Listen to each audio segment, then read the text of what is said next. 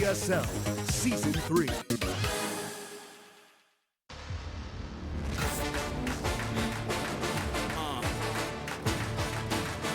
Yeah.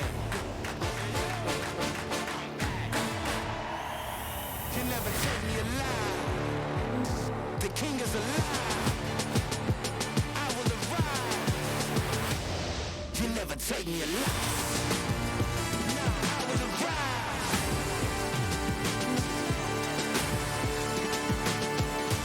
I will arrive.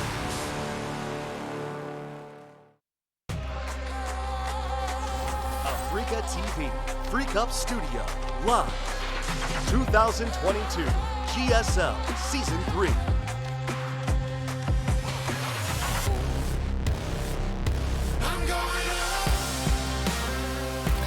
What's up, everybody? How are we doing? GSL Code S is back, and we're going into Group C. No Zergs allowed. No Zergs allowed, man. That's lots right. of Terrans, lots of Protoss, and we're starting things off with Maru versus Classic. Yes. Rematch of 2019 GSL Code S Finals. I'm excited about this.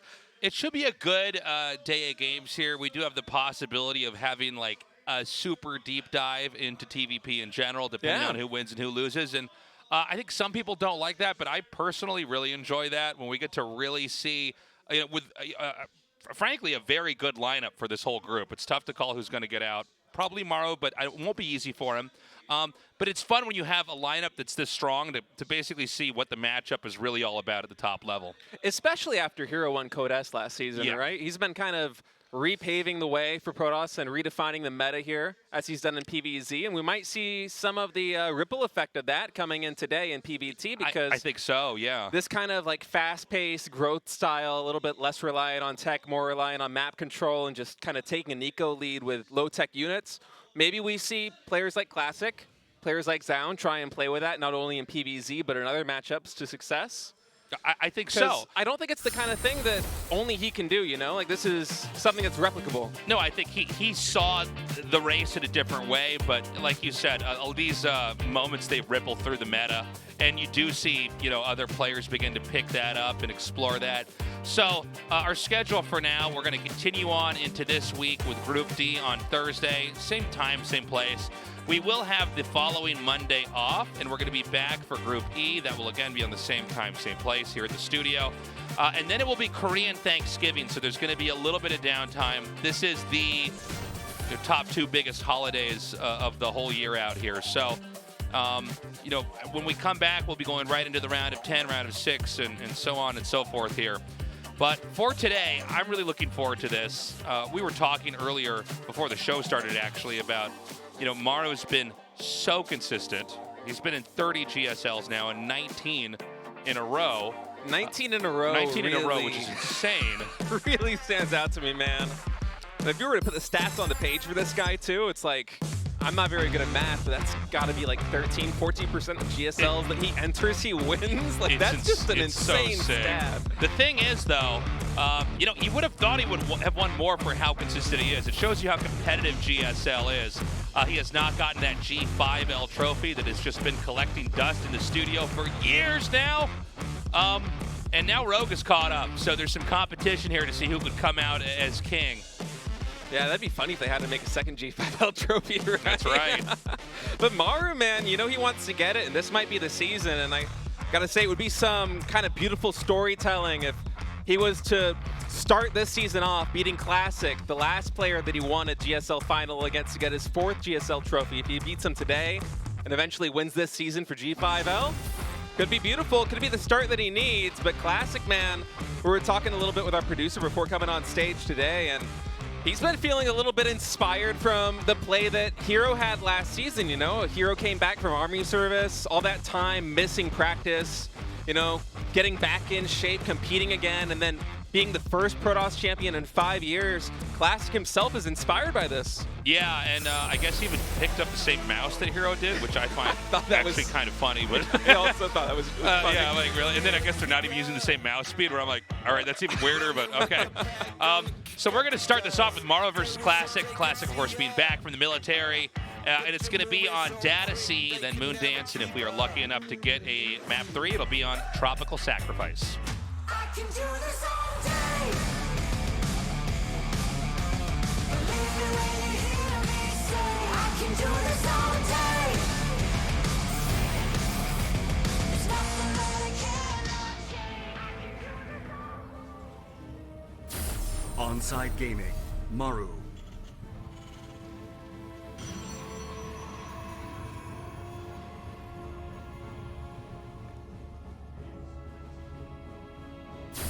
Prep Esports, Classic.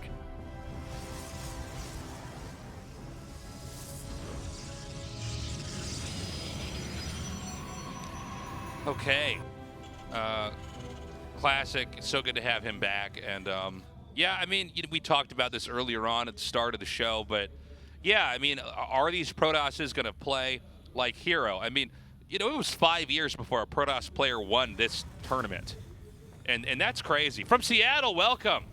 Thank you for coming down, way guys. to travel. That's Maru in 2010. That's a vintage photo.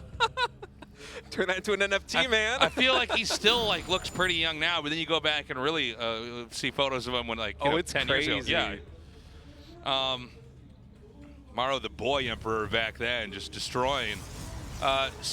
Anyways, what we were saying a second ago is that. Yeah, when someone like Hero wins GSL and does it with a different style, it wasn't like he had modified and improved what everybody was trying to do already, which was usually sitting on 3 bases with Blink Stalkers and trying to defend and not lose stuff. We got to see if Classic and Zoun are going to try to take up this style, which I think, frankly, they have to if they're going to be competitively viable. And then we got to see, are they going to improve on it? Will they add any of their own ideas or flair to it? And, if so, what is that going to look like? Because I would say that we're probably witnessing a big shift here in the way that the game is understood within these 2 races fighting. I think you're absolutely right about that, especially in PBZ. Now, unfortunately, we're not going to be seeing any PBZ today, but just the low-tech style that Hero's been playing with the mass gateway units, just kind of consuming the map and playing almost like a Zerg, Yeah, growing, pressuring, and then taking engagements in the moment that it doesn't seem like it's going to pay off for you, you just run away and look for another opportunity. Yeah, Maru's going to jump up here, see if he can spot tech. I do believe that the Stargate was just out of range. Yeah. Oh, a little bit more than just out of range of that Reaper. So unaware is Maru of the tech that Classic's been choosing, and probably just going to be an Oracle into 3rd expand. It would be my guess here from Classic, but this is a guy that, coming into this season, saying that he's feeling inspired by Hero, might be trying to reinvent himself and try and come up with something quirky. A lot of players were talking about how this is kind of a group where, ooh, nice catch there. Yeah, good kill. The Reaper just, it's always funny when these underwater maps just go straight up to the camera. Yeah, you see his soul leave his body and he goes to heaven. But I'm just interested in seeing exactly what you said, whether he's going to try and continue playing the style that we've seen Hero build upon, or kind of go back to what made Classic great and just play the older style. I really do think we are going to see a resurgence where players are going to have to change and adapt if they're going to try and find the same success that Hero is in. Maru actually getting caught here by the Phoenix, going for a 2 Widowmine drop. So Classic opting for the Phoenix and getting immediate value out of that is really nice. Dude, this is that's a fairly big deal, to be honest, because usually, especially when Maru plays, he'll go for a Widowmine drop after Widowmine drop after Widowmine drop, and those will start to add up, where if you don't parry every single one of them, then you do get punished. But, hey, that was a good force back, and right now, Maru has no map presence for the time being.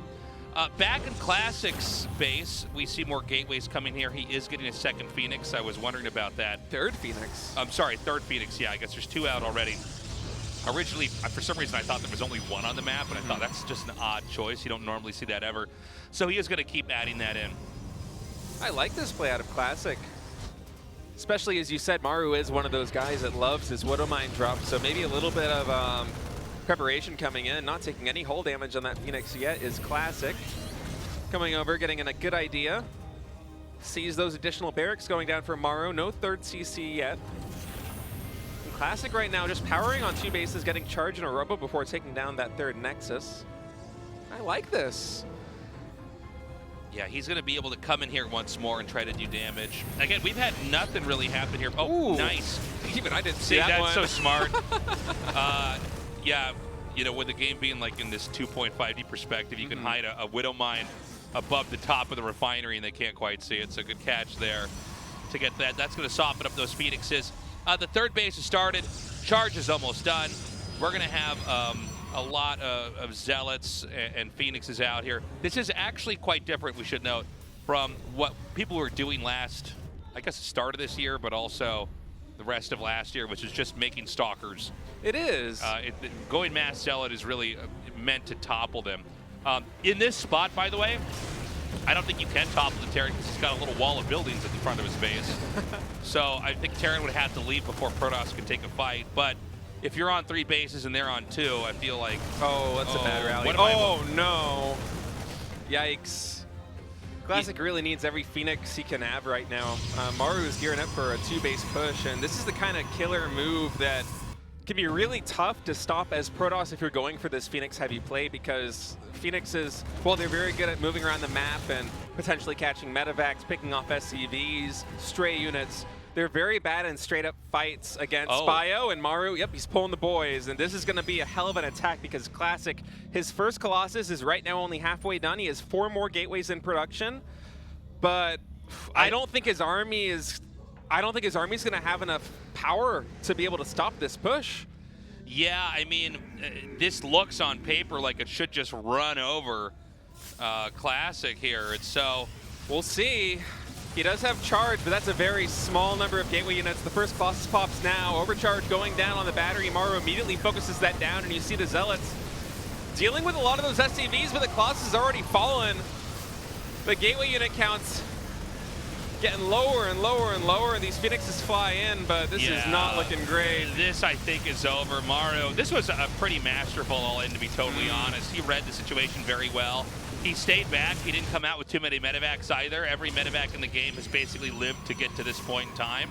And then he knew when to pull the SCVs. And, you know, the Robo's unpowered. It's inconveniently placed over at the natural. That helps to reinforce, but it hurts when the pylon's killed. And this next pylon's going to be unpowered, and this should trigger GG here as Classic is going to have to tap out. Maru taking game 1 in this best of 3. Yeah, Classic just kind of digesting this loss now, and honestly, even if he hadn't lost those Phoenixes at the natural base of Maru, I'm not sure whether he would have been able to hold off. Like this bio push here on 2 bases, especially pulling the SCVs, it's so tough to stop when you go for these Phoenix styles because your splash damage is so late as Protoss. And yeah, I mean, that really did seem like he just knew the build. He saw what Classic was doing and went, okay. And, you know, just waited it out until he had the right number of everything. He crushed him. He did. That was a brutal defeat there. Classic. You can see the Colossus gets out. It's easily isolated from the rest of the army. I believe it didn't even have thermal lance at that point. So really, what are you going to do there as Protoss? Oh, yeah. I mean, there's not a lot you can do. And, of course, just having the SCVs in front to soak the damage really allows you to basically topple them. So, look, man, I got to give my praises here to Maru, kind of reminding everybody why he is top dog out here as Terran. And I do think we're going to have to see a little bit of an alteration here in play style from Classic because... Oh, for sure. It almost looked like he was from the wrong time period. It felt like watching a Protoss like versus Terran from a couple of years ago, honestly. It seemed like it was a guy who just came back and he's like, well, here's what I used to do, and it just doesn't work anymore. The people have moved on. Anyways, guys, we're going to go to Moon Dance here for game number 2. Right now, Maru Maru with a 1-0 lead.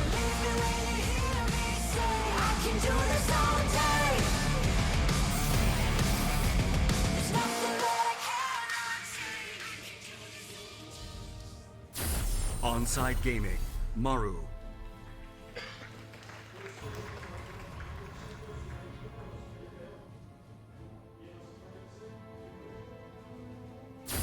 Prep Esports, Classic.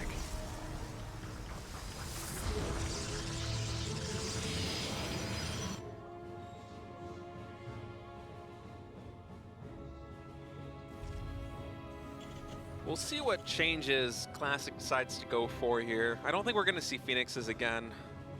And Phoenixes, they're the kind of unit that they're very good if your opponent goes for a really technical composition.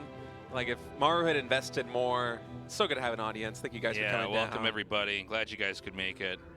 If Maru had gone for a little bit more of like a committal there on, or a commitment, I should say, on the Widowmine drop, and Classic had actually caught it in the middle of the map as opposed to, you know, right in front of Maru's base. Yeah. That's the kind of edge that you look for with the Phoenix build, where you can kind of ride that momentum, and then even if a bio push comes, and sure, it's still going to be tough to defend, but at least then you have a chance. And Maru just really powering there with a bio is unfortunate for Classic, because I did like the build order selection, especially as you said, Maru, one of those players that really likes to go for the Widowmine drops there in TVP, but it's not finding enough value was Classic, and I would think we're going to see something a little bit more in the lines of what we've seen Protoss is doing lately.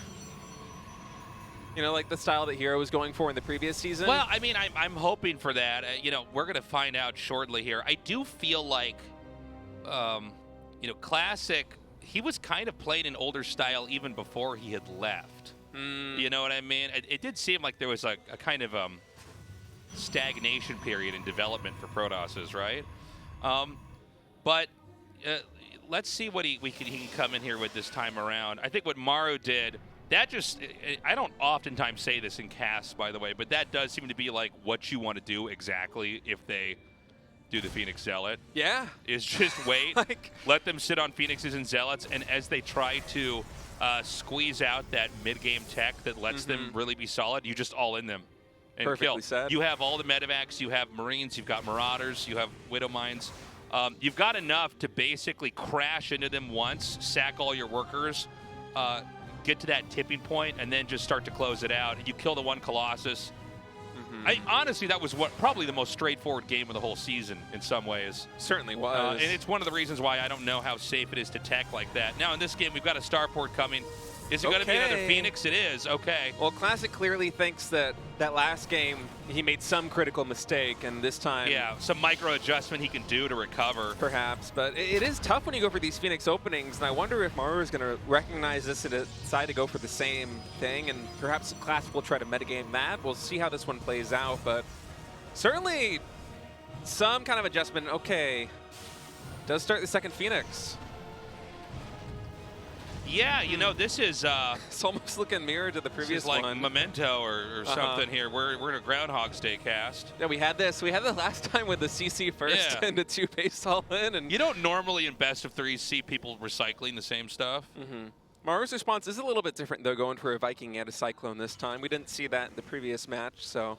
Yeah, but I don't think that means that he can't just play into the position and kind of the lateness of the tech. He is doing a good job hiding Widow Mines. We've got a couple Phoenixes out. Charge is coming. There's a Robo. State, this is like the same game. From the Protoss' perspective, Terran is doing a little bit differently. This is the same game, only worse because now the Widow Mines are inbound, coming towards the Protoss.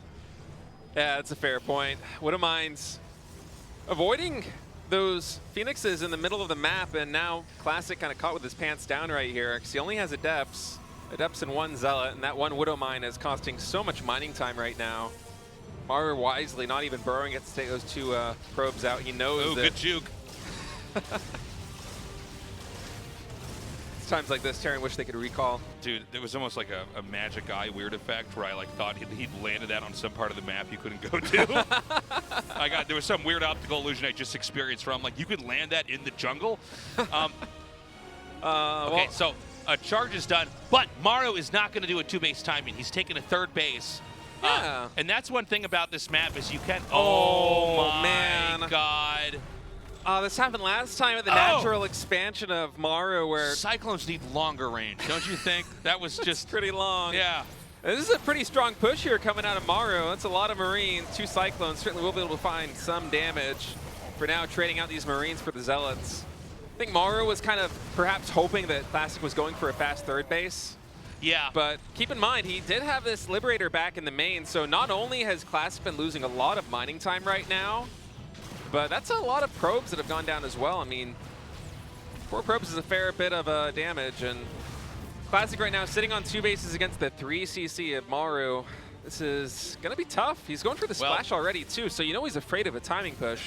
You know, in theory, you're not supposed to be able to do what Maru did, but it seems like he might get away with it. You're not normally supposed to be able to expand ahead and then also attack them and kill off stuff.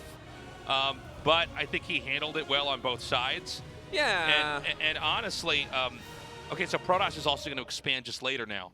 Now, the way these two races work, usually Protoss has to be like a little bit ahead in base taking against the Terran, and at least that's how we normally see professional games go. So Maru's kind of turned this on its head, I should say. Yeah, and that's why I don't really mind Maru taking like not the best trade there in the middle of the map with the Cyclone and the Marines. Like, you don't really want to trade out that bio for gateway units in like a less than a cost-effective rate, but he was doing that because he was worried that Classic was already going to be building that third Nexus, and he was going to try and punish that timing if it was coming. And now, like, yeah, he did have that unfavorable trade there in the middle of the map, but he does have a third CC way faster than the Protoss, and it's, I mean, 57 SCVs to 53 probes. That's not the kind of situation that a Protoss player wants to be in. You want to be, as you said, outgrowing the Terran. Yeah, yeah. Well, I will say this. I think it's a comfortable position now for Maru. I don't think that this is over by any measure. I think Classic is still very viable. But, you know, the way this map is shaped, when you're both on 3 bases, you can't really do much to each other, especially in this matchup. Unless Terran wants to do a big drop into the main. I don't know that that's going to happen. So yeah, I don't think so. Yeah. Phoenix will spot these bio units moving around in the middle of the map. And yeah, I think going on what you said before, yeah, probably if we're going to see a timing, it's going to be trying to shut down the 4th base. I think so. But look at Maru. I mean, he's already pumping double Viking. He's got Widowmines and Ghosts on the way. He's really building up his army composition. Like, yeah, he's matching a lot of these bigger and more important units that the Protoss is getting. He is going to come. I would be surprised if we see SCVs pulled. But certainly not going to see that. Yeah, I don't think that this is going to be one of those games. But he may want to try to come out here and then just take a 4th base of his own. See, there's the command center he's going to make. And basically just, you know, take advantage of the fact that Terran can float their buildings, Protoss can't. So if Protoss wants to make a 4th, they have to commit to that area, defending it before the base is done. Yeah, and these 2 Colossi and Stalkers are a little bit scary to deal with. Maru has to be sieged if he wants to deal with this effectively. And Classic is going to back off, seeing this in the middle. Considering Colossus production. Now, the Viking count for Maru isn't that great. Huh. Okay. I'm looking at these armies, and Maru's is bigger, but he only has 1 medevac right now and 4 Vikings. Yeah, this is weird. Is that literally his only medevac? Yeah, that's his only medevac. Well, here's the thing. I think he just wants to try to win with an arcing play. I'm not sure about this, Tasteless. That's... Well, he gets 2 Colossus. I guess, man, Siege Tanks are really good. That's a lot of units going down. Siege Tanks are really good. I was looking at that, like, with this 1 medevac, like, ah, man, I'm not sure these Zealots are coming in, but he just powers through. Yeah, it looks like that can't be it, right? Dude, good EMP on the Stalkers, by the way. Not exactly the most important units EMP, but when that's all they have, you might as well go for it. Yeah, no, what an awkward... You don't really see a lot of TVP fights kind of go like that, you know? Well, you know, he's basically neglecting to protect the low HP units in his army and just hope the engage is super good. And so far, it really was. I mean, everything's hurt, which I think is making Maru wary about overcommitting here, but he hasn't really done that so far. He's going to reinforce. He is making medevacs in pairs, by the way, and 4 Vikings is enough to basically kill the 1 Colossus. You've stopped the snowballing of the power of the Colossi when you do this. Yeah, and he has 5 medevacs on the field now, so that problem is long gone. And 82 to 34 army supply. This is looking a lot like a Maru win, and